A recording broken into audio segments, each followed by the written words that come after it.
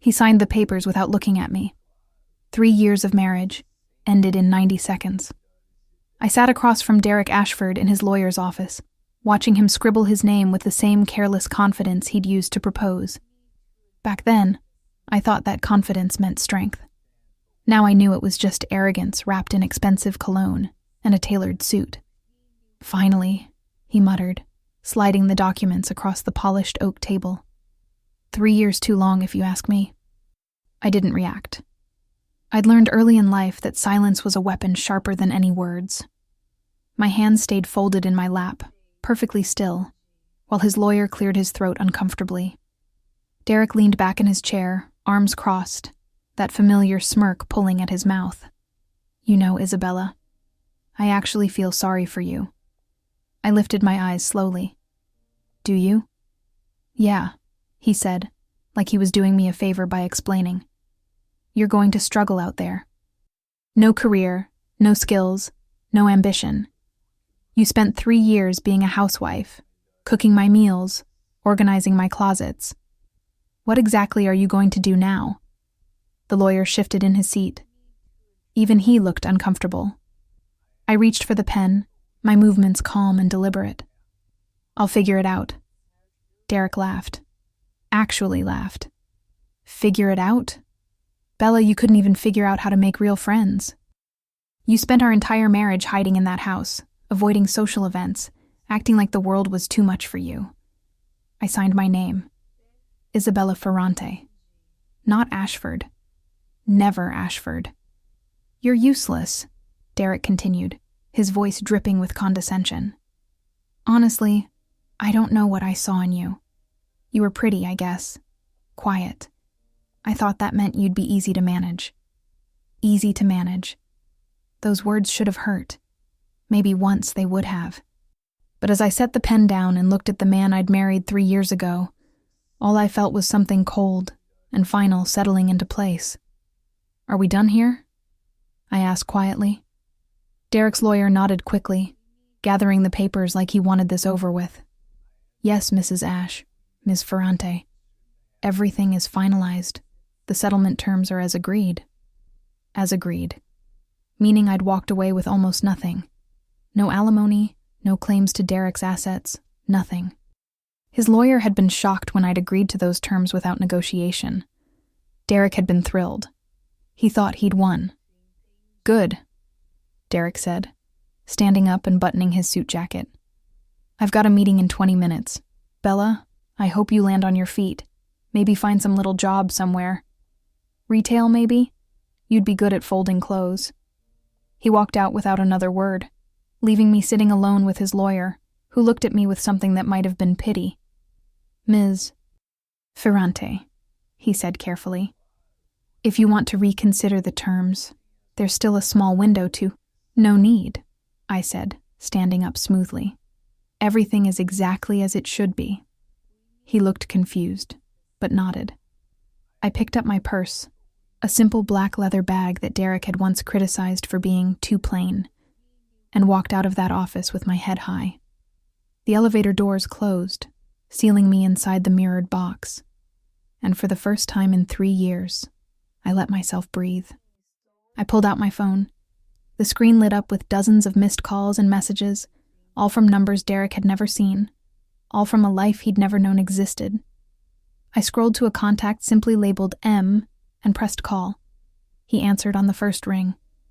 Isabella. Marcus Holloway's voice was deep, steady, controlled, the kind of voice that didn't waste words. It's done, I said quietly. The divorce is finalized. A pause. Are you all right? I stared at my reflection in the elevator mirror. The woman looking back at me wasn't the quiet, obedient wife Derek Ashford had thought he married. She was someone else entirely. Someone I'd buried for 3 years because I'd wanted to believe I could be normal. I'm perfect, I said. Bring the files, all of them. Already on your desk, Marcus replied. When are you coming back? The elevator dinged, doors sliding open to the parking garage. My heels clicked against the concrete as I walked toward the black car waiting in the far corner. Not the modest sedan I'd driven during my marriage, the other one. Now, I said. It's time to go home. 3 years ago, I'd walked away from everything. Not because I had to, because I wanted to. I wanted to know what it felt like to be ordinary, to wake up without bodyguards outside my door, to grocery shop without 3 men in suits trailing behind me, to love someone who didn't see my last name before they saw my face. Derek Ashford had seemed perfect. Self-made businessman, charming, ambitious. He'd pursued me at a charity gala I'd attended under a false name, far from the circles where people knew who Isabella Ferrante really was. He'd asked me to dinner, then another, then another. He'd never asked about my family, never questioned why I had money but no job, never wondered why I was so comfortable in expensive restaurants, but claimed to come from a quiet background. He'd assumed I was some trust fund baby living off family money, and I'd let him believe it. When he proposed, I'd said yes because I wanted to believe I could have something simple, something safe, something that didn't come with blood and loyalty and the weight of a crown I never asked for. I was wrong. Derek didn't want a partner. He wanted a decoration, someone to organize his social calendar, smile at his business partners, and stay quiet when the men talked. For 3 years, I played that role. I folded his shirts. I planned his dinners. I listened to him complain about deals and clients and competitors, biting my tongue every time he made a decision I knew was stupid. I watched him disrespect me in small ways that added up. The way he'd interrupt me mid-sentence. The way he'd make plans without asking me. The way he'd introduce me as just my wife like I was an accessory. And I stayed quiet. Because I'd wanted normal so badly. I'd convinced myself I could tolerate anything. But 6 months ago, something shifted. Derek came home angry about a business deal gone wrong. Some investor had pulled out. Some partnership had fallen through. He'd ranted for an hour, pacing the living room, blaming everyone but himself. If I had real connections, he'd snapped. This wouldn't have happened. But no. I married someone useless. Someone with no network, no influence, no value. That word. Useless. I'd looked at him then, really looked at him, and realized something that should have been obvious from the beginning. He didn't love me. He resented me. And I didn't love him either. I'd loved the idea of him, the fantasy of a simple life. That night, I made a call I hadn't made in 3 years. "Marcus," I'd said when he answered, "I need you to do something for me." "Anything," he'd replied without hesitation. "Start preparing files," I'd said. "On Derek Ashford, everything. Business, finances, associates. I want to know every move he makes." Marcus hadn't asked why. He never did. "Understood," he'd said. "Are you coming back?" "Not yet," I'd answered. "But soon." The car pulled up to a building I hadn't entered in 3 years. Tall, sleek glass and steel cutting into the New York skyline. The kind of building that didn't advertise what happened inside its walls. The driver, a man named Vincent who'd worked for my family since before I was born, opened my door without a word. His eyes met mine briefly, and I saw something there I hadn't seen in years. Respect.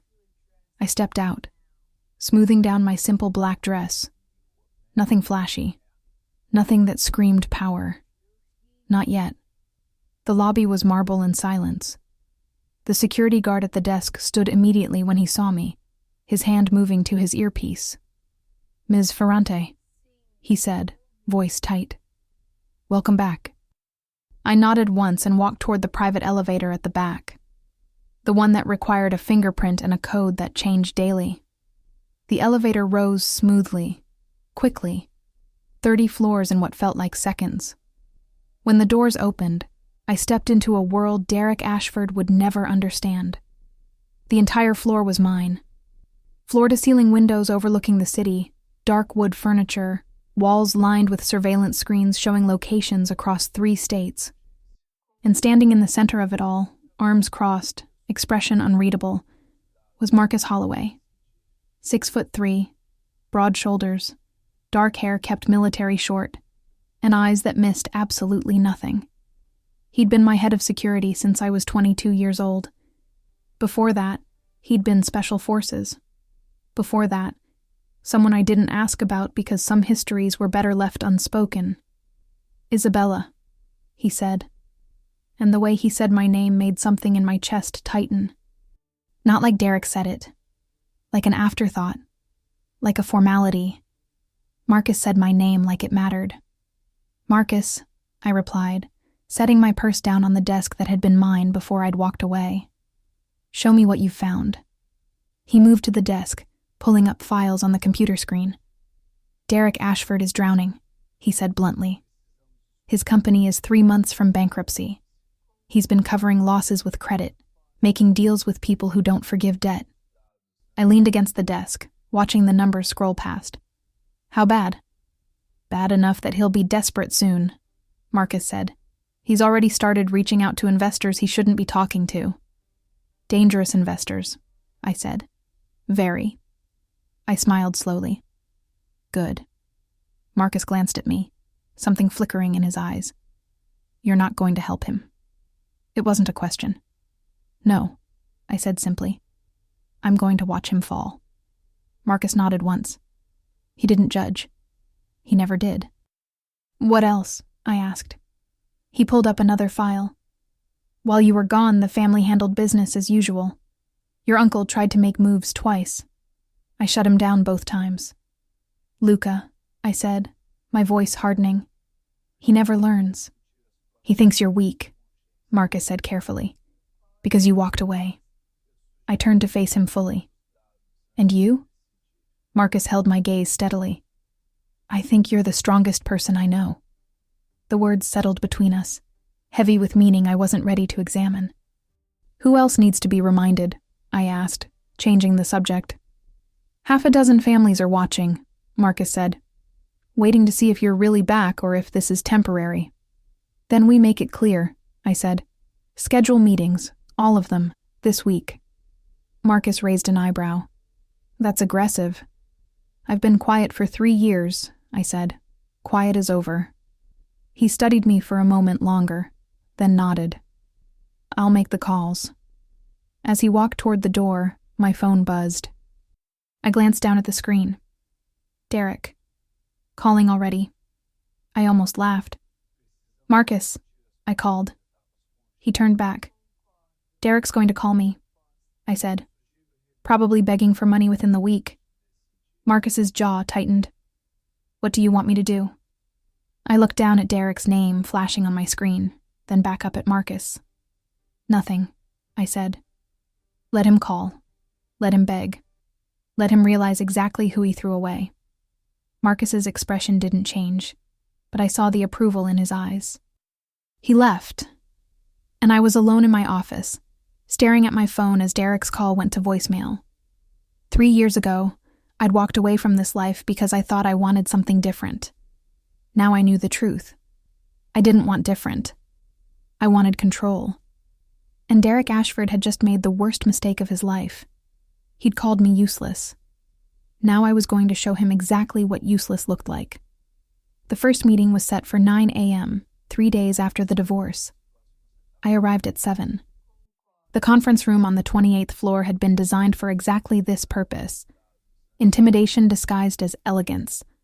Black marble table that could seat 20, floor-to-ceiling windows overlooking Manhattan, and lighting positioned precisely to make whoever sat at the head of the table look like they controlled the sun itself. I took my seat.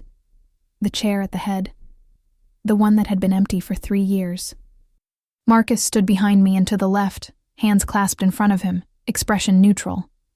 He'd worn a dark suit today, perfectly tailored, weapon concealed but present. I'd seen him draw it once, years ago. He'd been fast enough that the threat never even reached for his own gun. They'll test you, Marcus said quietly.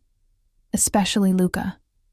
Let them, I replied, scrolling through my tablet.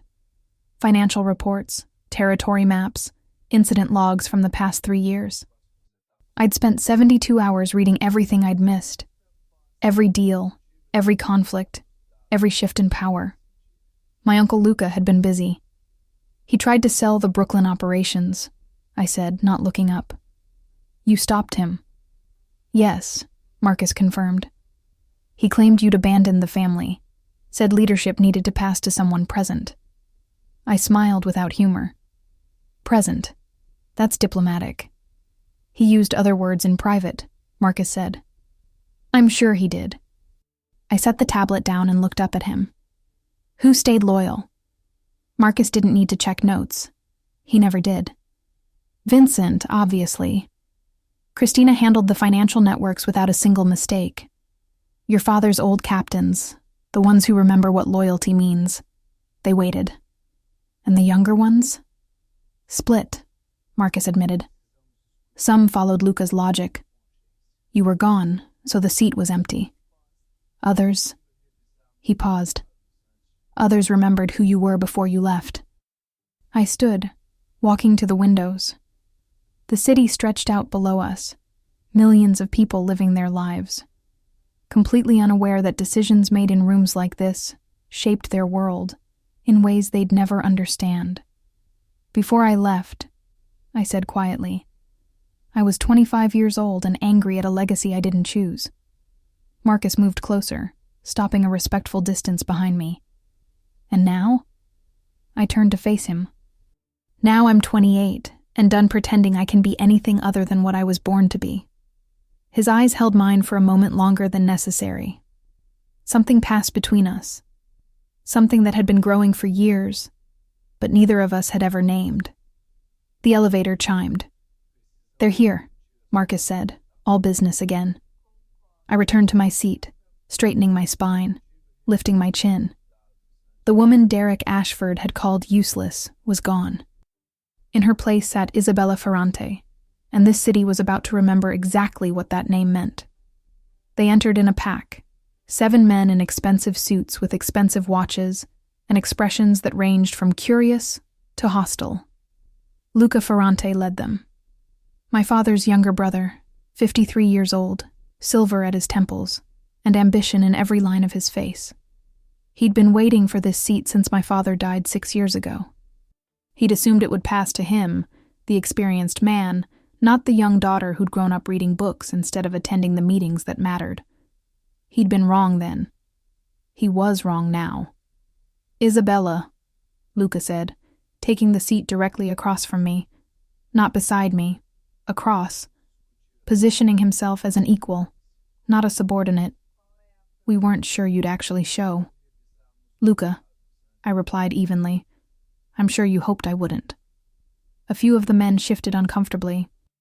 One, Christina's husband Paolo, smiled slightly. Luca spread his hands like he was being reasonable. 3 years is a long time to be absent. People talk. People wonder if leadership has truly returned or if this is just a brief visit. People, I repeated. You mean you? His jaw tightened. I mean the family, the operations, the responsibilities you walked away from. I leaned forward slightly. I didn't walk away from the family, Luca. I took a leave. There's a difference. A leave, he scoffed. You disappeared. Married some nobody. Played housewife while the rest of us kept this organization running. And you did an adequate job, I said calmly. The finances are stable, territories maintained, conflicts managed. I'm not here to criticize your work. That surprised him. I saw it in the slight widening of his eyes. Then why are you here? He asked carefully. I smiled. Because adequate isn't the standard. My father didn't build this family on adequate. He built it on excellence. Luca's face flushed. Your father trusted me to lead when he was gone. He knew I had the experience, the judgment. My father left everything to me, I interrupted, voice still calm but with steel underneath. Not you, not anyone else, me. And that will hasn't changed. You're divorced now, one of the other men said. Robert Castellano, mid-40s, loyal to Luca. Does your ex-husband know what you really are? No, I said simply. And he never will, because he doesn't matter. Doesn't matter? Robert pressed. What if he talks? What if he becomes a liability?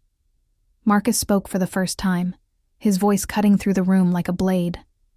Derek Ashford knows nothing, because there was nothing to know. Isabella kept both lives completely separate. He has no information, no evidence, no leverage. And if he tries to cause problems? Luca asked, watching me closely. I met his gaze steadily. Then he'll learn that some problems solve themselves. The room went quiet. That sentence carried weight, and everyone here understood exactly what weight. So you're really back, Paolo said, speaking for the first time. Fully back. Yes, I confirmed. And that means some things are going to change. Luca leaned back in his chair, arms crossed. What things? I picked up my tablet, swiping through screens. Brooklyn operations that you tried to sell, Luca. That's staying in the family. The deal is canceled. That deal was strategic, Luca argued. It would have brought in short-term profit, I finished. At the cost of long-term control, Brooklyn stays ours. His face darkened. You've been gone 3 years. You don't know the current landscape. I know that you've been making moves that benefit you personally more than the family collectively, I said, still calm. I know that 3 different captains have complained about your favoritism. I know that you've been positioning yourself to take permanent control the moment I showed any weakness. Luca stood abruptly. You can't just walk back in here and... Sit down, Luca. My voice didn't rise. It didn't need to. He stared at me, fury and calculation warring in his eyes. Then slowly, he sat. I'm not here to punish loyalty, I continued. You kept things running. You maintained order. That matters, and I'm grateful. But leadership has returned, and you will accept that, or you will leave. Those are your only options. The silence was absolute. Finally, Luca nodded once. Barely. But it was enough. I turned to the others. We have 4 issues that need immediate attention. Miami is seeing increased federal activity. Our contacts there need new protocols. Chicago has a territory dispute with the Volkov family that's going to escalate if we don't establish clear boundaries. And someone has been skimming from the Atlantic City operations. I want that person found and dealt with by end of week. I watched their faces shift from skepticism to attention. This was the language they understood. Not emotion, not justification. Results. Christina, I said, looking at the only woman in the room besides me.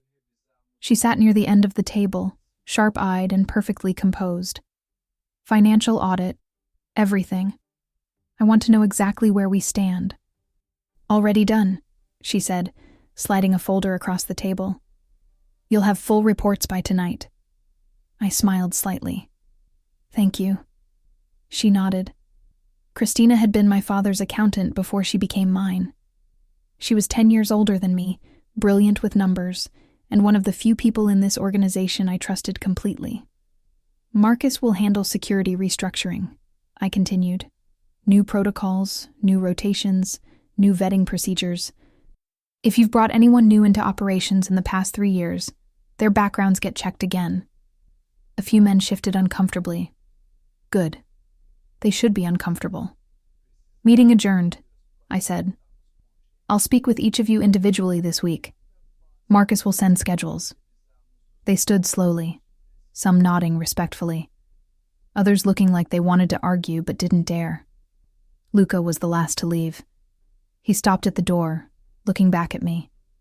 You've changed, he said. No, I replied. I just stopped pretending I hadn't. He left without another word.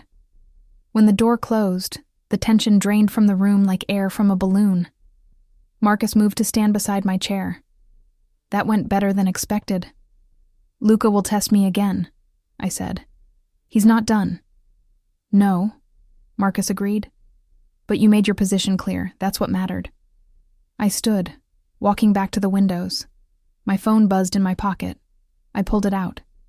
Derek, again, 3rd call in 2 days. He's persistent, Marcus observed. He's desperate, I corrected. I put the phone away without answering. How bad is it, really? Marcus pulled up something on his own phone, then showed me. Financial reports on Derek's company. Red numbers everywhere. He's got maybe 6 weeks before creditors start calling in debts, Marcus said. And some of those creditors are people he shouldn't owe money to. People like who? I asked, though I suspected I knew. The Kozlov brothers. I closed my eyes briefly. The Kozlovs were brutal, efficient, and unforgiving. They ran most of the underground lending on the East Coast. If Derek had borrowed from them... He's an idiot, I muttered. Yes, Marcus agreed. But he's also going to come to you. Soon. And when he does? Marcus looked at me carefully. What do you want to do? I thought about Derek's face across from me in that lawyer's office. The casual cruelty in his voice when he'd called me useless. The way he'd dismissed 3 years like they were nothing. I want him to understand, I said slowly, what it feels like to need someone who doesn't need you back. Marcus nodded. So you'll let him ask? I'll let him beg, I corrected. My phone buzzed again. This time, a text. Derek. Bella, please call me back. It's important. I showed Marcus the screen. Already begging, he observed. I typed a response, simple and cold. I'm busy. What do you need? The reply came within seconds. Can we meet? I need to talk to you about something urgent. I smiled. He thinks I don't know he's drowning. Do you want me there when you meet him? Marcus asked. I considered that. Part of me wanted Derek to see Marcus, to see what real strength looked like compared to his pretend confidence. But another part of me wanted this private. No, I decided. This conversation needs to be just us. Marcus's jaw tightened almost imperceptibly. I don't like you meeting him alone. I won't be alone, I said. Vincent will drive me. You'll have people nearby. But Derek needs to think we're having a private conversation between ex-spouses. Marcus didn't argue, but I could see he didn't like it. I'll be fine, I added gently. Derek Ashford isn't dangerous. He's just desperate. Desperate men do stupid things, Marcus said. Then we'll be ready for stupid, I replied. I texted Derek back. Thursday, noon. The cafe on 5th where we used to meet. His response was immediate. Thank you. I really appreciate this. I put my phone away and looked at Marcus. 3 days. I want to know everything about the Kozlov loan. How much, what terms, how bad it gets if he defaults. You're going to help him, Marcus said, and I couldn't tell if he was asking or stating. No, I said firmly. I'm going to watch him realize I could help him, and then I'm going to walk away. Marcus studied my face for a long moment. He hurt you. It wasn't a question, but I answered anyway. He made me feel small. For 3 years, he made me believe I was less than I am. That's not something I forgive easily. Good, Marcus said quietly. You shouldn't. Our eyes met, and again that current ran between us. Something unspoken but very, very present. Marcus, I started, then stopped. He waited. When I was married, I said carefully, you never contacted me. Not once in 3 years. Why? He was quiet for a moment. Because you asked me not to. That's not the only reason, I pressed. Marcus's expression shifted, something raw and honest breaking through his usual control. Because if I had contacted you, if I had heard him disrespect you even once, I would have done something that would have brought your world crashing into his, and you wanted them separate. My breath caught. I respected that, he continued, even when I hated it. Even when every instinct I had screamed to check on you, to make sure you were safe, to... He stopped himself. I respected your choice. And now? I asked quietly. Now you're here, he said. And I don't have to respect that distance anymore. The air between us was charged, heavy with 3 years of unspoken words.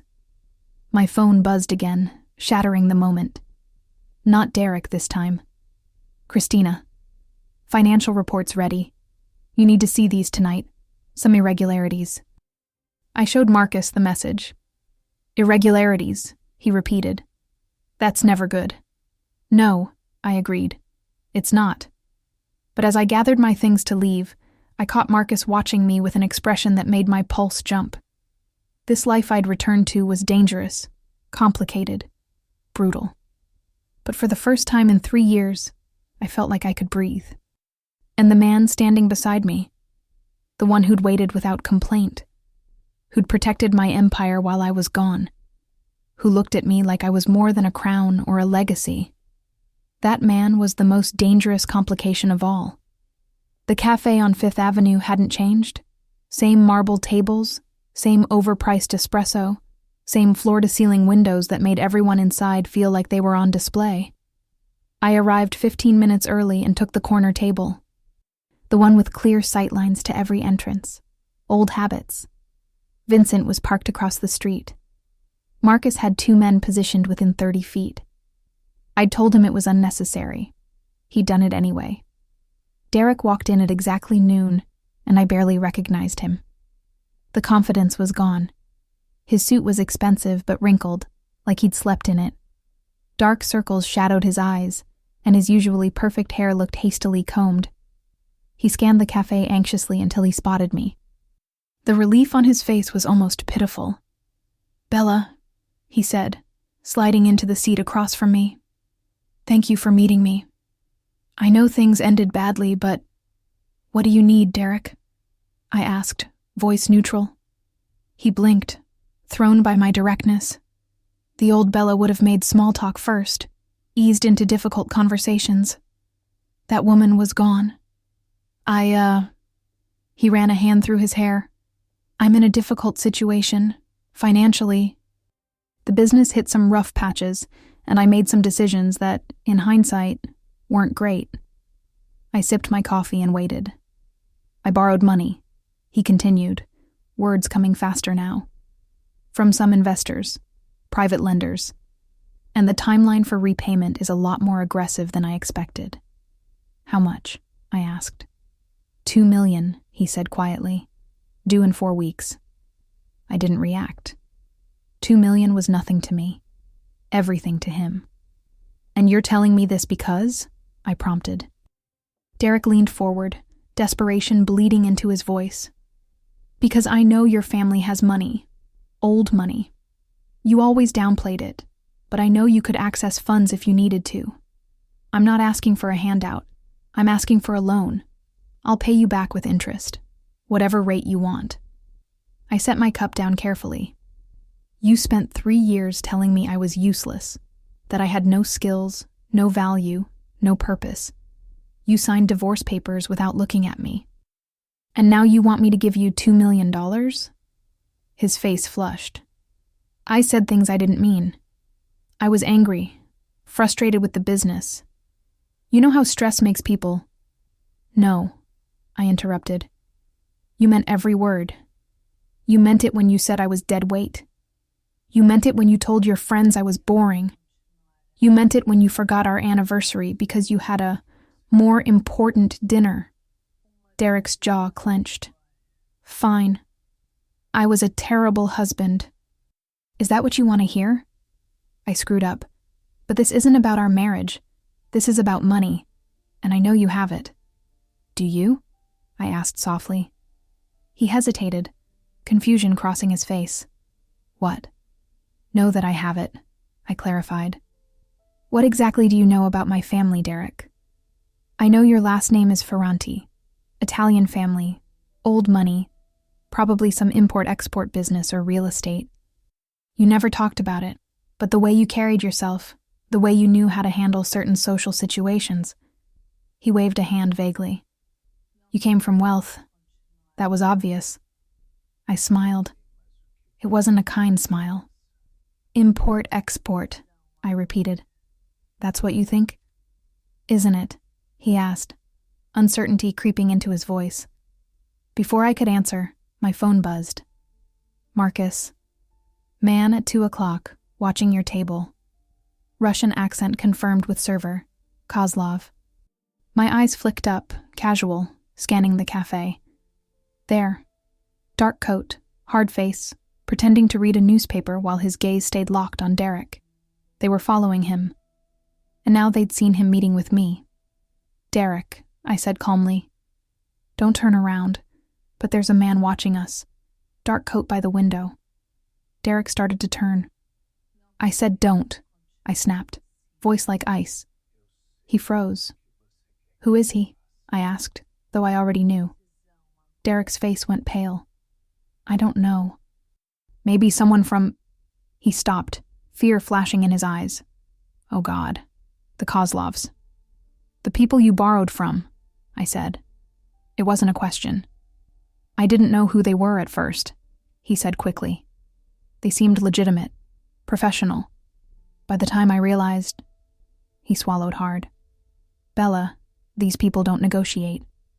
If I don't pay them back, they'll kill you," I finished. "Yes, that's generally how it works." Derek stared at me. "How do you know that?" I stood up, gathering my purse. "Because unlike you, I pay attention to who I do business with." "Wait." He grabbed my wrist across the table. "You have to help me. Please. I know I don't deserve it, but I'm begging you." I looked down at his hand on my wrist, then up at his face. "Let go." Something in my voice made him release me immediately. "You called me useless," I said quietly. "You told me I'd never survive without you. You laughed at me, Derek. So no, I'm not going to save you from your own stupidity." I walked toward the exit. Behind me, I heard Derek call my name, voice cracking with panic. The man in the dark coat watched me leave. Our eyes met for half a second. He knew I'd spotted him. He didn't care. Outside, Vincent opened the car door. I slid in, and Marcus was already in the back seat beside me. "He's drowning," Marcus said. "Yes," I agreed. "And he just dragged me into view of the Kozlovs." Marcus's expression darkened. "They'll research you now, figure out who you really are." "Maybe," I said. "Or maybe they just see another ex-wife who didn't help. Either way, Derek just became a problem." "Do you want me to handle it?" Marcus asked carefully. I knew what he was offering. The Kozlovs could be managed, quietly, before this became complicated. "No," I said. "Not yet. Let's see how desperate Derek gets first." Marcus nodded but didn't look happy about it. My phone rang. Unknown number. I answered. "Yes?" "Ms. Ferrante." The voice was accented, cold, professional. "My name is Alexei Kozlov. I believe you just had coffee with Derek Ashford." I met Marcus's eyes. He could hear every word. "I did," I confirmed. "Mr. Ashford owes my family money," Alexei continued. "He seems to think you might help him pay. Is this true?" "No," I said simply. A pause. "You are his ex-wife, yes?" "I am." "And you have no interest in his debts?" "None whatsoever," I replied. "Our marriage is over. His problems are his own." Another pause, longer this time. I could almost hear him thinking, calculating. "You are Isabella Ferrante," he said slowly. "Daughter of Antonio Ferrante." My pulse jumped, but my voice stayed calm. "I am." "Interesting," Alexei said. "We were not aware Derek Ashford had such connected family. This changes things." "It changes nothing," I said firmly. "I am not responsible for his debts. Do not contact me again." I ended the call. Marcus was already typing on his phone. "He knows who you are." "Yes," I said. "Which means this just got exponentially more complicated." "The Kozlovs might try to use Derek as leverage," Marcus said. "To get to you, to make connections, to—" "I know," I interrupted. "We need to shut this down, fast." Vincent pulled up to my building. Marcus and I rode the elevator in tense silence. Christina was waiting in my office, laptop open, expression grim. "The irregularities," I said. "Show me." She turned the screen. Numbers, transfers, accounts. Someone's been skimming. Small amounts, spread out over 2 years. Smart, Careful, but it adds up to nearly 300,000. Who has access to these accounts? Marcus asked. Christina pulled up a list. 8 names. One of them was Luca Ferrante. I sat down slowly. My uncle. It could be coincidence, Christina said, but she didn't sound convinced. Or it could be exactly what it looks like, I replied. He's been positioning himself for a takeover and he's been funding it with family money. Marcus moved to the window, jaw tight. If you accuse him without proof. Civil war, I finished. The family splits. Everything my father built crumbles. So what do we do? Christina asked. I stared at the numbers, mind racing through options, consequences, risks. My phone buzzed. Derek. Those men who were watching us. They just came to my office. Bella, I'm scared. Please. Then another text. They said they'll give me 1 week. After that, they take payment in other ways. Marcus read over my shoulder. He's bait now. They're using him to test your boundaries. And if I help him? Then every organization in this city will think you're soft, Marcus said, that you can be manipulated through old connections. And if I don't? They kill him, Marcus said bluntly. And his blood is on your hands whether you want it to be or not. I closed my eyes. 3 days ago, I'd been sitting in a lawyer's office listening to Derek call me useless. Now I was deciding whether to let him die. There has to be another option, I said. Marcus crouched beside my chair, his voice low. There is. You make the Kozlovs understand that Derek Ashford means nothing to you, that touching him won't give them leverage, and that if they continue to test you, they'll regret it. A threat, I said. A boundary, he corrected. I looked at him, at the absolute certainty in his eyes, the strength that never wavered. Set up a meeting, I said. With Alexei Kozlov, tomorrow. Marcus stood. You sure? No, I admitted. But sitting here doing nothing isn't an option either. Christina closed her laptop. And Luca? We keep watching, I said. But quietly. I need absolute proof before I move. She nodded and left. Marcus stayed, standing close enough that I could feel the heat of him. Isabella, he said quietly. I looked up. You don't have to save him, Marcus said. Derek made his choices. You don't owe him anything. I know, I said, but I owe myself. I owe the woman I am now the proof that she's better than the man who called her useless. Marcus's expression softened slightly. You don't need to prove anything. Maybe not, I agreed, but I need to know I tried. He nodded slowly. Then he did something he'd never done before. He reached out and tucked a strand of hair behind my ear, his fingers brushing my cheek. Whatever you decide, he said quietly. I'm with you. The touch was brief, professional enough to deny if needed. But the way his eyes held mine wasn't professional at all. Thank you, I whispered. He stepped back, cleared his throat. I'll arrange the Kozlov meeting. Neutral ground. After he left, I sat alone in my office, staring at Derek's desperate texts. 3 years ago, I would have helped him without question, would have believed that love meant sacrifice. Now I knew better. Love wasn't sacrifice. It was choice. And I was choosing myself. The meeting with Alexei Kozlov was set for 8 p.m. at a restaurant in Brooklyn that served as neutral territory. No weapons, no crews, just conversation. Marcus hated everything about it. You're walking into a room with a man who kills for a living, he said, checking his weapon for the 3rd time. Alone. Not alone, I corrected. You'll be outside. Outside isn't beside you, he shot back. We were in the car, Vincent driving, Marcus radiating tension like heat. I'd never seen him this unsettled. Marcus, I said gently, I've handled men like Alexei Kozlov my entire life. I know how to... This is different, he interrupted. He knows who you are now. That makes you valuable, and valuable things get taken. I turned to face him fully.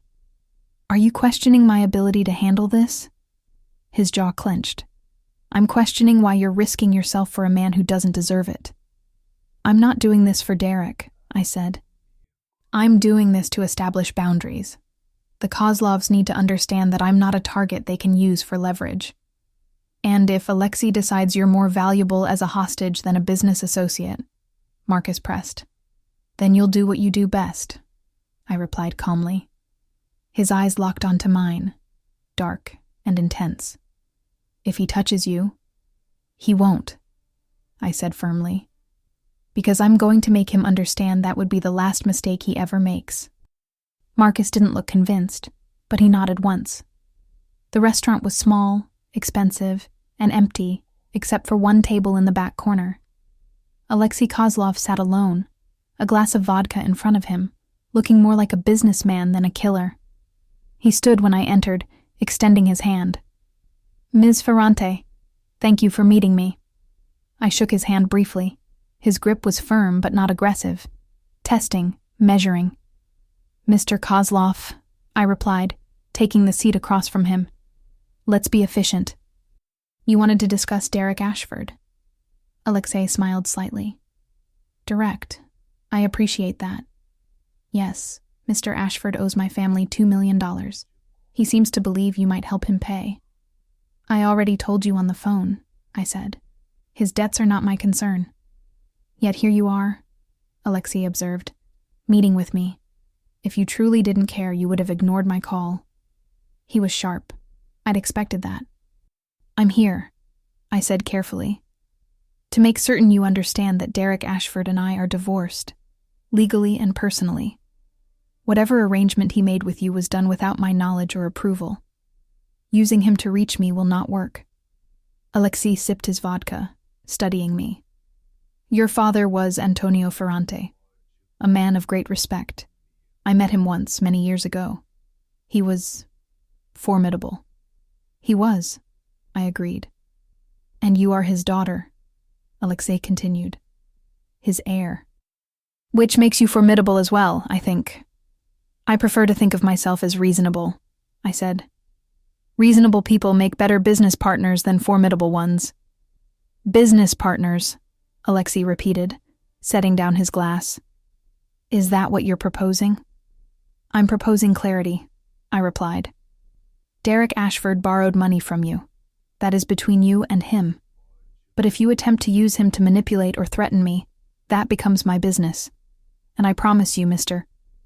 Kozlov, you don't want my business to become your problem. The temperature in the room dropped several degrees. Alexei leaned back, expression unreadable.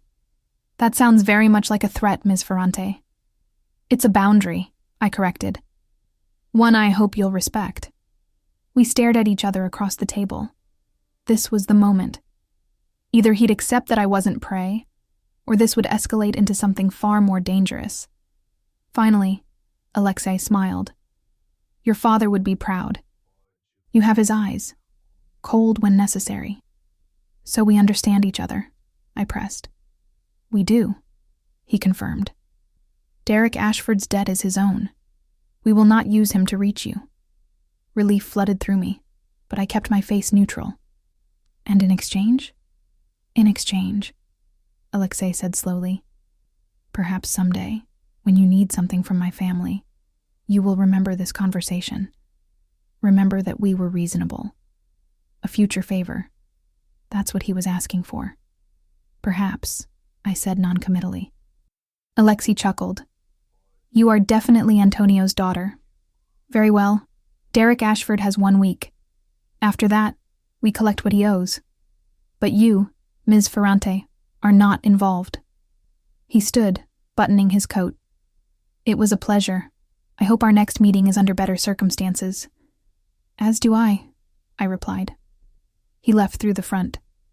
I waited 3 minutes before standing, walking toward the back exit where Marcus was waiting. The moment I stepped outside, his hand caught my elbow, pulling me close as his eyes scanned the street. Clear, he said into his earpiece, then looked down at me. Are you okay? I'm fine, I said. It's done. Derek's on his own, but they won't come after me. Marcus's grip on my elbow loosened, but didn't release entirely. What did you promise him? Nothing concrete, I said. A vague possibility of future cooperation. That's all. Isabella, I know, I interrupted. It's a debt that might come due, but it was the only way to extract myself without violence. Marcus finally let go, stepping back but staying close. You took a risk. Calculated risk, I corrected. And it paid off.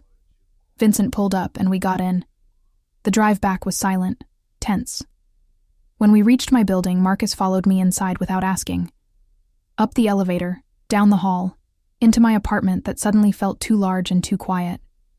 You need security here, Marcus said, walking through rooms, checking windows, locks. Full time. Not just Vincent downstairs. Marcus, I'm fine, I said, exhausted suddenly. The adrenaline was wearing off, leaving behind bone-deep fatigue. He stopped in the doorway of my bedroom, turning to face me. You negotiated with the Kozlovs today. You're investigating your uncle for embezzlement. You have an ex-husband making you visible to dangerous people. You are not fine. I walked toward him slowly. Then what am I? His throat worked. You're exposed, and that terrifies me. The honesty in his voice made my breath catch.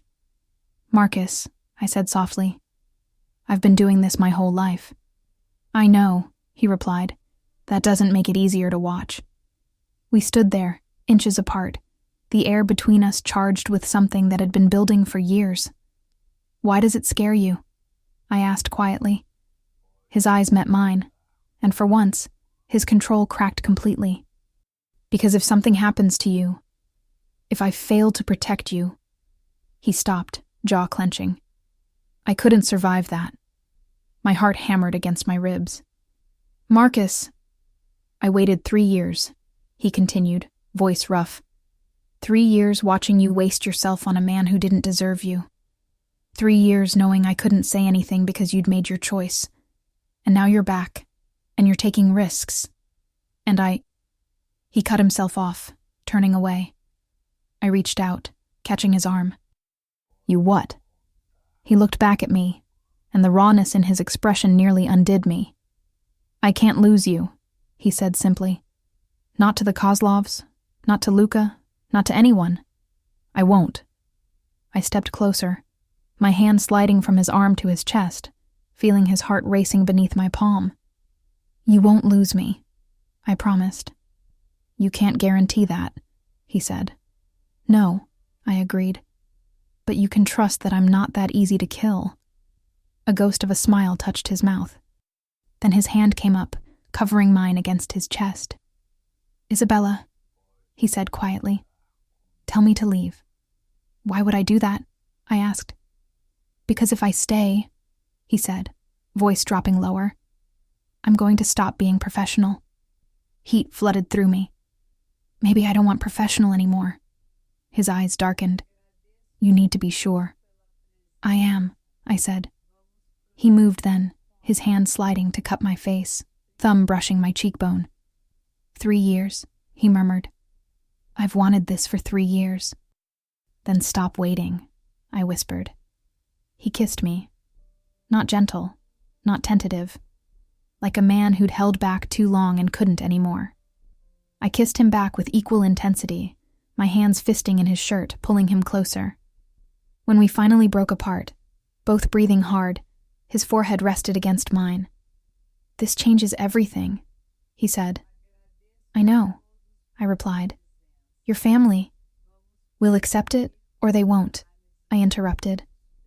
I don't care. He pulled back slightly, searching my face. You're sure? Instead of answering, I kissed him again. Slower this time, deliberate, showing him exactly how sure I was. When he lifted me, my legs wrapped around his waist automatically. He carried me toward the bedroom, and I didn't stop him. Stay, I said against his mouth. Tonight. Just stay. Always, he replied. And for the first time since I'd walked back into this life, I felt completely safe. Not because Marcus was strong, though he was, Not because he was capable, though he was that too, but because he chose me. Not my crown, not my name, not my power. Me. Outside, the city continued its dangerous rhythm. Derek was running out of time. Luca was still stealing. The Kozlovs were still watching. But in that moment, wrapped in Marcus's arms, I finally understood something my father had tried to teach me years ago. Power wasn't just about control. It was about knowing when to let someone stand beside you instead of behind you. And Marcus had earned that place. I woke up to sunlight streaming through the windows and Marcus's arm around my waist. For a moment, I just lay there, feeling the steady rise and fall of his breathing against my back. 3 years of marriage to Derek, and I'd never felt this peaceful. This safe. Marcus stirred, his grip tightening slightly before he pressed a kiss to my shoulder. "You're awake." "So are you," I replied softly. "I've been awake for an hour," he admitted. "Watching you sleep." I turned in his arms to face him. That's either romantic or creepy. His mouth curved into a rare smile. "I'll take romantic." I kissed him, slow and unhurried. When we pulled apart, his expression had shifted to something more serious. "We need to talk about what this means," he said. "I know," I replied. "The family will have opinions. Luca will use it against you," Marcus said bluntly. "He'll say I'm manipulating you, that you're compromised, that—" "Luca can say whatever he wants," I interrupted. "You're not some random bodyguard anymore. You're my partner. In everything." Marcus's eyes searched mine. "You're sure about this? About us?" Instead of answering with words, I showed him. Again. An hour later, my phone shattered the peace. "Christina, 3 missed calls." I called back immediately. "What's wrong?" "Luca knows you're investigating him," she said without preamble. "Someone tipped him off. He's calling an emergency family meeting. Tonight." My stomach dropped. "How did he find out?" "I don't know," Christina said. "But he's angry, and he's bringing allies. This is going to get ugly." I closed my eyes briefly. "Who's he bringing?" "Robert Castellano, the Marino brothers, and at least 4 other captains who've been loyal to him," she listed. "Isabella, he's positioning this as a vote of no confidence. Against you." Marcus was already out of bed, getting dressed, his expression dark. "Set it up," I said. 8 p.m. Same conference room. I'll be ready." I hung up and looked at Marcus. "Luca's making his move." "Tonight?" Marcus asked. "Tonight," I confirmed. "He's going to try to remove me. Officially." Marcus's jaw tightened. "Then we end this. Now. Before he gets more support." "With what proof?" I asked. "Christina found irregularities, but we don't have concrete evidence it was him. If I accuse him without absolute proof, I look paranoid. Weak. And if you don't," Marcus countered, "he removes you first." My phone buzzed again. Unknown number. I answered cautiously. "Yes?" "Bella, it's me." Derek's voice was shaking. "They came to my apartment last night, broke my door down, beat me. Bella, they're going to kill me." I put the phone on speaker so Marcus could hear. "I told you," I said calmly. "Your debt isn't my problem." "Please," Derek begged. "I know I don't deserve help. I know I was terrible to you. But I'm desperate. They gave me 3 more days. That's it. 3 days. And you want me to give you $2 million, I said. "I'll pay you back," he said frantically. "I swear. With interest. Whatever you want. Please, Bella, I'm begging you." Marcus shook his head sharply. "No." "Derek," I said carefully. "Even if I wanted to help you, I can't. I have my own problems right now." "What problems could you possibly have?" He snapped, fear making him angry. "You come from money. You have resources. You could write a check and forget about it." "Is that what you think?" I asked. "That my life is simple?" "Compared to mine right now, yes," he shot back. You have no idea what it's like to have people threatening your life, to wake up every morning wondering if today's the day they... Actually, I interrupted, voice going cold. I know exactly what that's like. I've lived that reality my entire life. You just never bothered to notice. Silence on the other end. What are you talking about? Derek asked slowly. It doesn't matter, I said. What matters is that you made choices that put you here. And those are consequences you'll have to face. So that's it, he said bitterly. After 3 years of marriage, you're just going to let me die. You let our marriage die, I replied. Every time you dismissed me, belittled me, made me feel worthless. So yes, Derek, that's it. I hung up. Marcus was watching me carefully. You okay? I'm fine, I said. But my hands were shaking slightly. He crossed the room, pulling me into his arms. He doesn't deserve your guilt. I know, I whispered against his chest.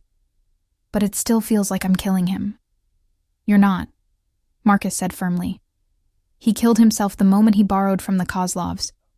You're just refusing to die with him. I nodded, pulling back.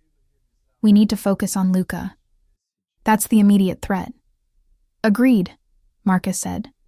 But we need leverage, something that forces him to back down without a vote. My phone rang again. This time, it was a number I recognized. Paolo, Christina's husband. Isabella, he said urgently. I need to see you, before the meeting tonight. I have something you need to hear. What is it? I asked. Not over the phone, he said. In person. 1 hour. The park on 59th. He hung up before I could respond. Marcus and I exchanged glances. Could be a trap, he said. Or it could be the proof we need, I countered. Then I'm coming with you, Marcus said. No argument here, I replied. Paolo was waiting on a bench, looking nervous. When he saw us approaching, he stood quickly. Isabella, Marcus. He nodded to both of us, then handed me a flash drive. Everything's on here. Transactions, recordings, emails, everything. Recordings? I repeated, taking the drive. Luca's been sloppy, Paolo said. He thought because you were gone, he didn't need to be careful. He's been on the phone with Castellano and others, planning this for months. Christina recorded several calls. Why are you bringing this to me now? I asked. Paolo met my eyes steadily. Because Christina and I believe in what your father built, and Luca's going to destroy it. He's not interested in the family. He's interested in himself. Marcus pulled out his phone, opening the files on the flash drive. His expression darkened as he scrolled. This is damning, he said quietly. Bank records showing Luca transferred family funds into his personal accounts. Recordings of him offering territories to Castellano in exchange for support. Plans to force you out and restructure leadership. I stared at the phone screen, fury building in my chest. He's been stealing for 2 years, Paolo continued. Almost 500,000 total. And he's promised 5 different captains bigger cuts if they help him take control. Does he know you have this? I asked. No, Paolo said. Christina was careful, but others are suspicious. That's why he moved up the meeting. He knows he's running out of time. I looked at Marcus. This is enough. More than enough, he agreed. Thank you, Paolo, I said. This took courage. He nodded. Just protect Christina. When this comes out, Luca will know she was involved. She'll be protected, Marcus promised. I guarantee it.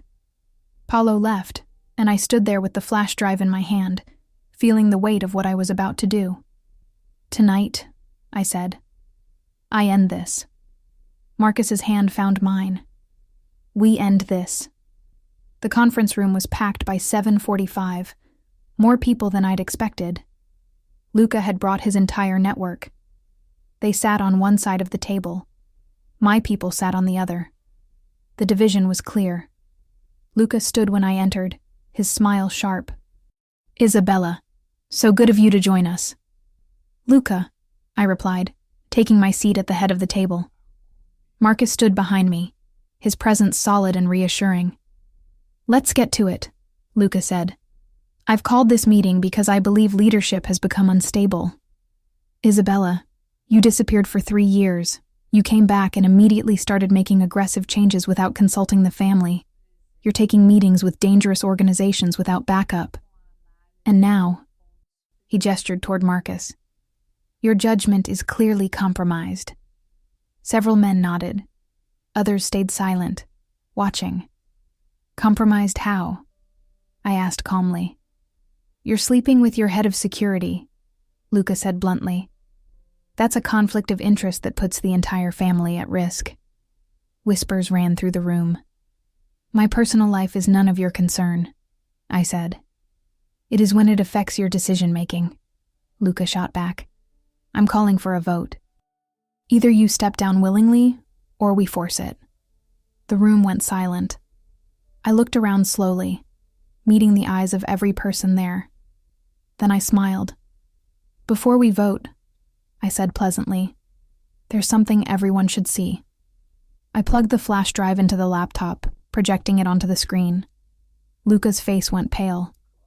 This, I said, is a record of transactions from family accounts into Luca Ferrante's personal accounts. Over 2 years. Totaling $473,000. Gasps rippled through the room. That's taken out of context, Luca stammered. And this, I continued, playing an audio file, is a recording of Luca offering Brooklyn territories to Robert Castellano in exchange for support in removing me. Luca's voice filled the room. Help me get rid of her and Brooklyn's yours. I don't care what Antonio wanted. She's weak. We both know it. Castellano stood abruptly, face red. You told me that was approved. Luca started. Sit down, Luca, I said, voice like steel. He didn't. You've been stealing from your own family, I continued. You've been undermining leadership. You've been making unauthorized deals. And you did it all while accusing me of being unstable. Luca's hands clenched into fists. You don't understand. I was protecting yourself, I finished. You were protecting yourself, and now everyone here knows it. The room erupted. Men shouting, arguing, some moving toward Luca. Marcus stepped forward. Sit down, now. His voice cut through the chaos. Everyone froze.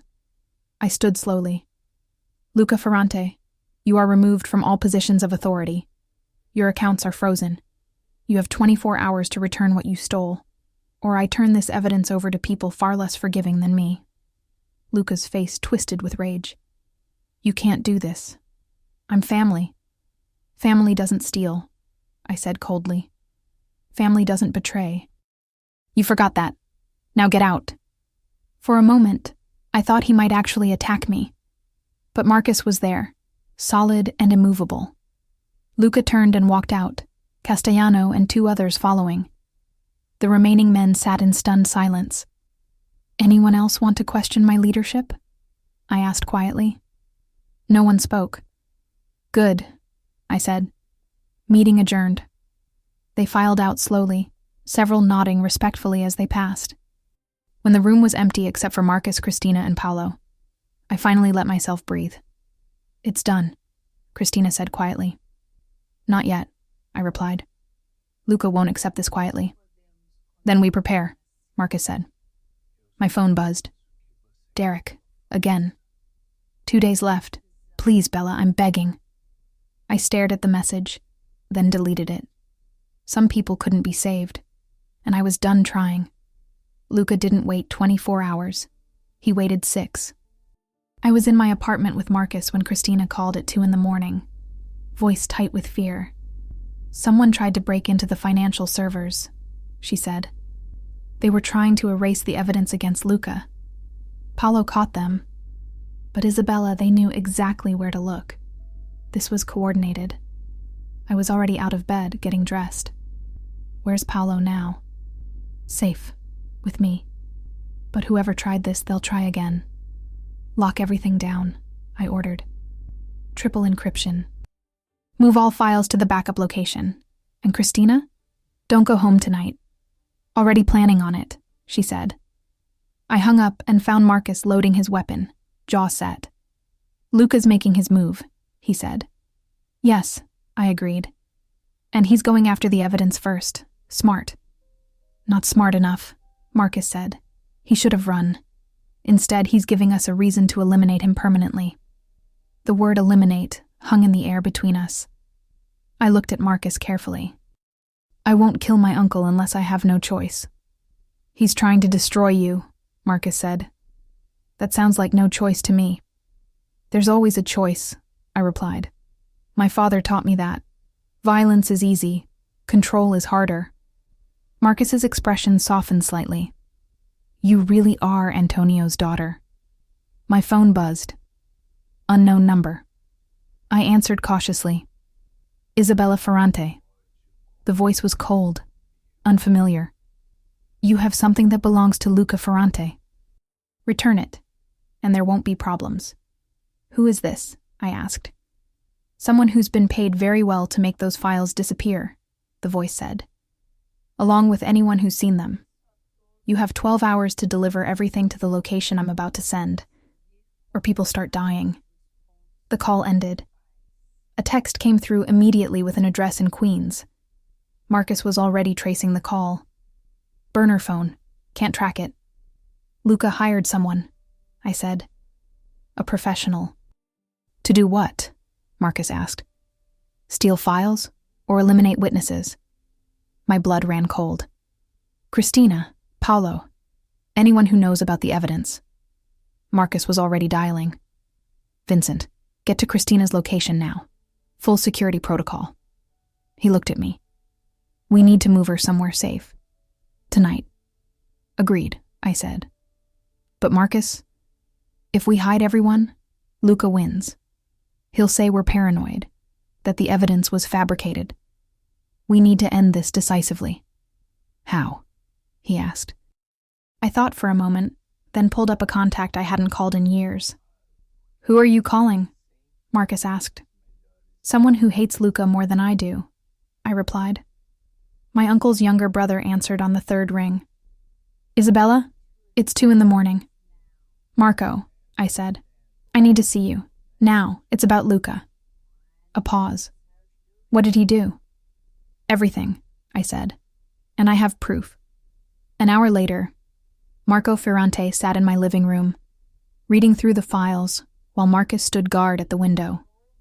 Marco was 50 years old, quieter than his brothers, but no less dangerous. Luca had pushed him out of family business 15 years ago over a territorial dispute. The grudge had never healed. He really is stupid, Marco said finally, closing the laptop. Stealing from the family, recording conversations. This is amateur.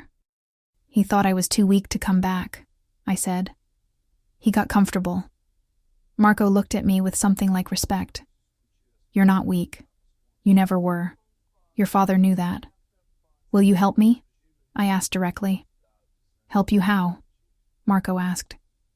Luca hired someone to destroy evidence and eliminate witnesses, I said. I need him stopped before anyone gets hurt, and I need Luca removed permanently from any position of influence. Not killed. Removed. Marco studied me for a long moment. You want him exiled? Yes, I confirmed. Stripped of authority, cut off from family resources, and sent somewhere far away where he can't cause more damage. And if he refuses?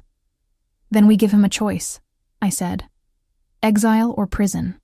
Because if I turn this evidence over to the authorities, he'll spend the rest of his life behind bars. Marco smiled slowly. You're more ruthless than Antonio. He would have just killed Luca quietly. Times have changed, I replied. Blood draws too much attention now. Marco stood, extending his hand. I'll make the calls. By tomorrow night, Luca will accept your terms or face every captain in this family. Either way, he's finished. I shook his hand. Thank you. After Marco left, Marcus pulled me into his arms. That was brilliant, he said quietly. That was necessary, I corrected. Luca needed to see he has no allies left. And the person he hired? Marcus asked. We'll find them, I said. And we'll make sure they understand that contract is canceled. Marcus's phone buzzed. He checked it, then looked at me with an expression I couldn't read. What? I asked. Derek Ashford was just admitted to the hospital, he said. Critical condition. The Kozlovs didn't wait 3 days. My stomach dropped. How bad? Bad enough that he might not make it through the night, Marcus said carefully. They beat him. Badly. I sat down slowly, feeling suddenly cold. Isabella, Marcus said, crouching in front of me. This is not your fault. I could have helped him, I whispered. And he would have wasted it, Marcus said firmly. Just like he wasted everything you gave him during your marriage. You gave him 3 years. He gave you nothing but contempt. His choices led him here. Not yours. I knew he was right. Logically, I knew. But emotionally, it still felt like I'd let someone die. I need to see him, I said suddenly. Marcus's expression hardened. No. Marcus. No, he repeated. It's not safe. The Kozlovs might still be watching him, and if Luca finds out you're distracted, he'll use it. I don't care, I said, standing. I need to see him, one last time, to end this properly. Marcus stared at me for a long moment, then nodded reluctantly. Then I'm coming with you, and we're bringing backup. The hospital was quiet at 3 a.m. Derek was in intensive care, unconscious, hooked up to machines that beeped steadily. He looked small, broken, nothing like the confident man who'd signed divorce papers without looking at me. I stood at the foot of his bed, Marcus beside me, and felt absolutely nothing. No love, no anger, not even pity, just exhaustion. 3 years, I said quietly. I gave you 3 years of my life. I cooked your meals. I organized your world. I made myself smaller so you could feel bigger. And you called me useless. Derek didn't respond. Couldn't respond. I'm not here to forgive you, I continued. I'm here to let go, to stop carrying the weight of trying to save someone who never wanted to be saved. I pulled out my phone and made a call. Alexei Kozlov, I said when he answered. This is Isabella Ferrante. I have a proposition. I'm listening, he said cautiously. Derek Ashford owes you $2 million, I said. I will pay his debt, in full, right now. Marcus's head snapped toward me. In exchange, I continued, you never contact him again. Never threaten him. Never collect. The debt is erased. Silence on the other end. Why would you do this? Alexei asked. Because I'm tired of watching him die slowly, I said. And because I want to prove to myself that I'm better than the man who broke me. Another pause. You realize this means he walks away. Free. After everything. I know, I said. But I don't do this for him. I do this for me. Very well, Alexei said. Send the transfer. Once confirmed, Derek Ashford's debt is cleared. I hung up and looked at Marcus, who was staring at me with an unreadable expression. Don't, I said before he could speak. Don't tell me it's a mistake. I wasn't going to, Marcus said quietly. I was going to say you're stronger than I gave you credit for. $2 million, I said. That's what my peace of mind costs. Worth every penny, Marcus replied. I looked at Derek one last time. Goodbye, I said softly. I hope you learned something from this, but I'm done teaching you. We walked out of the hospital together. The sun was just starting to rise, painting the sky in shades of pink and gold. What happens now? Marcus asked as we got in the car. Now, I said, we finish what we started. Luca gets exiled, the family stabilizes, and I finally get to live my life on my terms. With me? Marcus asked carefully. I took his hand. With you. He lifted my hand to his lips, kissing my knuckles gently. Then I'd say that's the best deal you've made all week. I laughed. actually laughed. For the first time in days. "Marcus Holloway," I said. "Did you just make a joke?" "I've been known to have moments of humor," he replied, the corner of his mouth quirking up. We drove back as the city woke up around us. Somewhere, Luca was realizing he'd lost. Somewhere, Derek was waking up to a second chance he didn't deserve but would get anyway. And somewhere, I was finally becoming the woman I was always meant to be. Not Isabella Ashford, the useless wife. Not even just Isabella Ferrante, the Mafia queen. But Isabella, whole, free, and finally, happy. My phone buzzed. Christina. Marco made the calls. Luca's meeting with captains in 1 hour. This is it. I showed Marcus the message. "Ready?" he asked. I smiled. I've been ready my whole life. The meeting room was silent when I walked in. Every captain, every important member of the family, sat around that table. Luca stood at the far end, flanked by only 2 men now. Everyone else had shifted to neutral positions, waiting to see how this ended. Marco sat to my right. Marcus stood behind me, as always. I took my seat at the head of the table and looked directly at Luca. "You tried to destroy evidence last night," I said calmly. "You hired someone to eliminate witnesses. You've stolen from the family for 2 years. And when I exposed you, instead of accepting responsibility, you tried to burn everything down." Luca's face was hard, defiant. "You think you've won, but this family will never fully accept you. You're a woman playing at being a king. Queen," I corrected softly. "And you're wrong. They don't accept me because I'm pretending. They accept me because I've proven myself. Something you never did." Marco spoke up. "Luca, you have 2 choices. Accept exile, leave New York, never return, live off a small stipend the family provides, or face criminal charges for embezzlement, conspiracy, and attempted murder."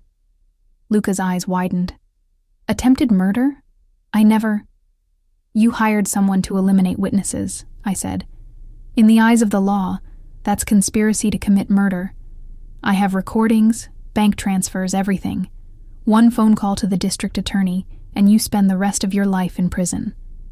The room was absolutely silent. Luca looked around desperately, searching for support. No one met his eyes. "This is what Antonio would have wanted," Luca said bitterly. "His daughter destroying his own brother." "My father," I said, standing slowly, "taught me that family is sacred. But he also taught me that betrayal cannot be tolerated. You betrayed all of us. Not because you had to, but because you wanted power more than you wanted loyalty." I walked around the table until I stood directly in front of him. "You called me weak," I said quietly. "You said I was too young, too inexperienced, too emotional. But I'm standing here, and you're the one who lost everything. So tell me, Uncle, who was really weak?" Luca's jaw worked, fury and humiliation warring in his expression. Finally, his shoulders sagged. "Where would I go?" "Somewhere quiet," Marco said. "Somewhere you can live peacefully. If you stay quiet." "And if I don't?" Luca asked. "Then the evidence goes public," I said simply. "And you know exactly what happens then." Luca looked at me with something that might have been hatred, or might have been grudging respect. I couldn't tell, and I didn't care. "Fine," he said finally. "Exile." "Good choice," Marco said, standing. "You have 48 hours to settle your affairs. After that, you're gone." 2 of Marcus's men stepped forward, escorting Luca out. He didn't look back. When the door closed, the room exhaled collectively. "All in favor of confirming Isabella Ferrante as head of this family," Marco said formally. "Say aye." A chorus of ayes filled the room. No hesitation, no dissent. "Then it's done," Marco said, looking at me. "Congratulations, Isabella. You've earned this." I nodded, throat suddenly tight with emotion. "Thank you, all of you, for your loyalty." The captains filed out slowly. several stopping to shake my hand to offer respect. When the room was finally empty except for Marcus, Christina, Paolo, and Marco, I let myself sit down heavily. "It's really over," I said quietly. "This part is," Marcus replied. "But there will always be something else." "I know," I said. "But right now, I'll take the win."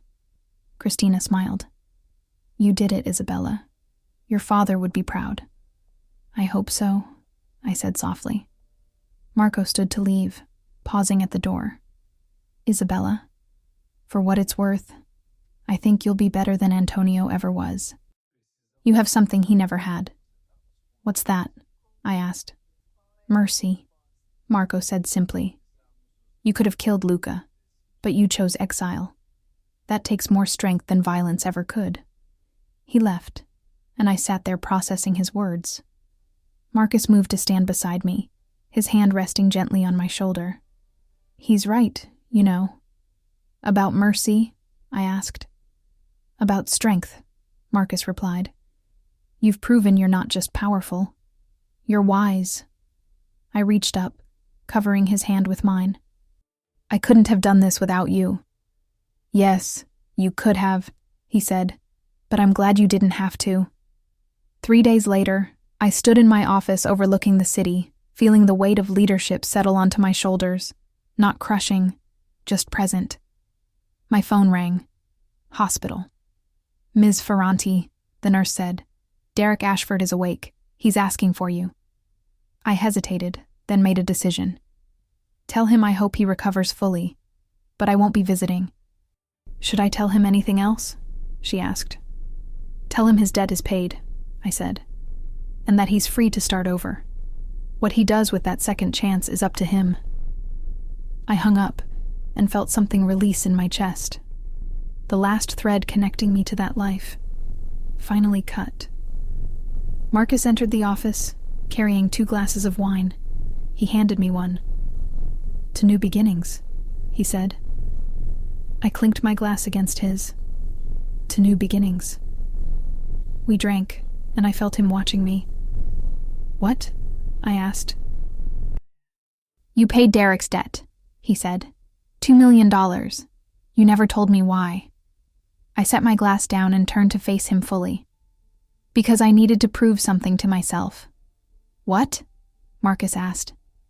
"That I'm not the woman Derek made me believe I was," I said. "That woman was scared, small, dependent. She would have let him die out of spite. But I'm not her anymore. I'm someone who chooses mercy even when it's not deserved. Because that's the woman I want to be." Marcus set his own glass down and pulled me into his arms.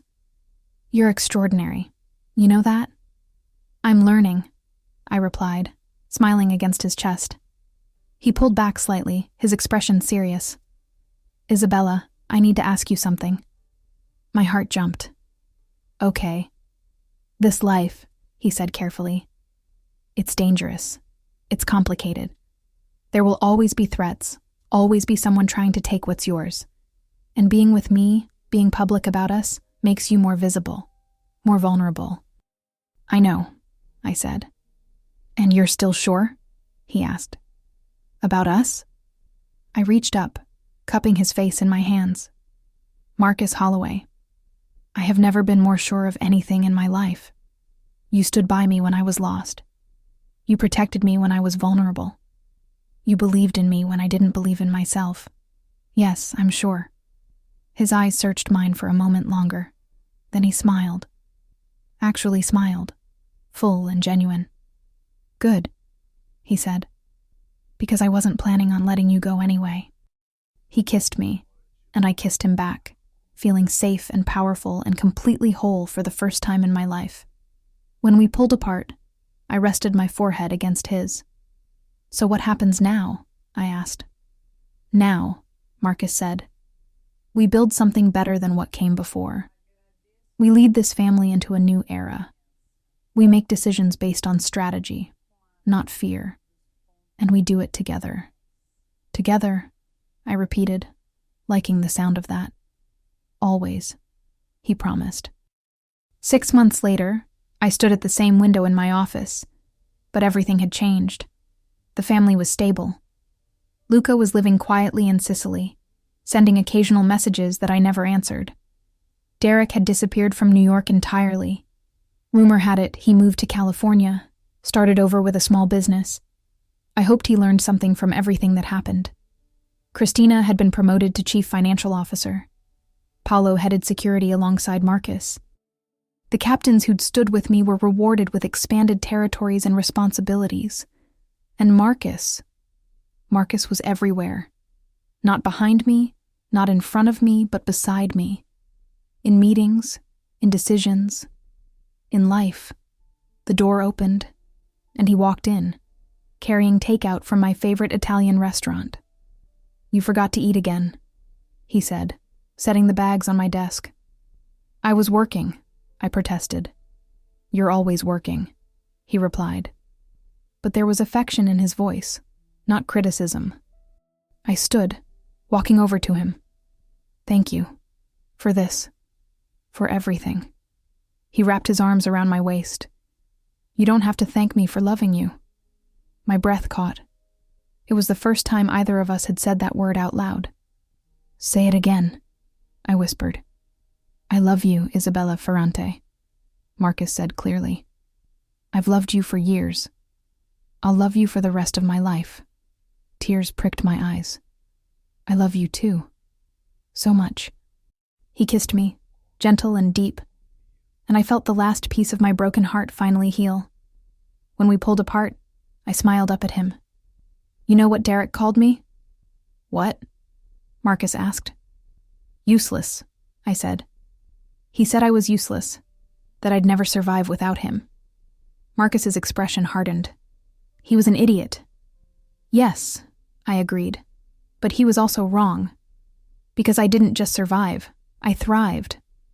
I looked out the window at the city below, at the empire I'd reclaimed, at the life I'd built from the ashes of who I used to be. "I'm not the woman he married," I said softly. "I'm not even the woman who divorced him. I'm someone new, someone stronger." "You were always strong," Marcus said. "You just needed to remember it." I turned in his arms, looking up at him. "And you helped me remember." "That's what partners do," he replied. "Partners," I repeated, smiling. "I like that." "Good," Marcus said, pulling a small box from his pocket. "Because I was hoping you'd want to make it official." My heart stopped. He opened the box, revealing a simple, elegant ring. "Isabella Ferrante, will you marry me?" I stared at the ring, at him, at the life we'd built together. And I knew with absolute certainty that this was different from before. This wasn't about escaping who I was. This was about embracing everything I'd become. "Yes," I said, voice shaking with happiness. "Yes, I'll marry you." He slid the ring onto my finger, then kissed me like he'd been waiting his whole life for this moment. When we finally pulled apart, both of us were smiling. "So," Marcus said, "the Mafia queen is getting married." "To her bodyguard," I added, laughing. "Former bodyguard," he corrected. "Now partner, equal."